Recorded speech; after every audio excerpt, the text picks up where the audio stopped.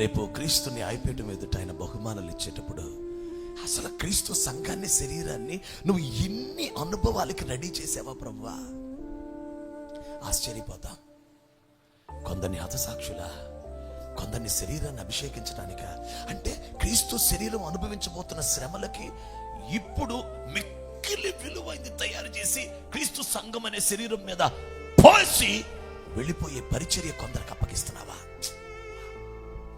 కొందరు సువార్త ప్రకటించే పరిచర్య, కొందరు ఆత్మలు రక్షించే పరిచర్య, కొందరు అన్ని జనుల్ని ప్రభు దగ్గరికి తీసుకొచ్చుటకు స్వస్థతలు, అద్భుతాలు చేసే పరిచర్య, కొందరిని శిష్యులు తయారు చేసే పరిచర్య.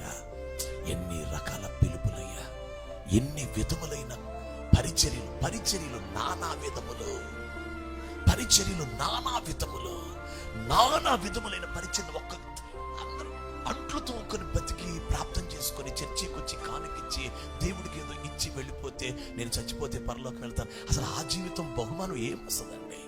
ఒక ఇంజనీర్, ఒక డాక్టర్ అయ్యి, లేకపోతే ఒక మంచి వ్యక్తి అయ్యి ఏదో ఒక దశంభాగం మాత్రం ఇచ్చి నీకు నువ్వే అభివృద్ధి పొంది ఇల్లు కొనుక్కొని ఉద్యోగం చేస్తూ పనులు చేసుకుంటూ నీ కుటుంబం, నువ్వు వివాహం, పిల్లలు కని ఆ పిల్లలు పెంచుకొని ఆ పిల్లలకు మంచి భవిష్యత్తు ఇచ్చి నువ్వు వెళ్ళిపోతే ఏం ప్రయోజనం నానా? యేసయ్య అనే పేరెత్తని వాళ్ళు నీకంటే నాకంటే ఎంతో బాగా బతుకుతున్నారు.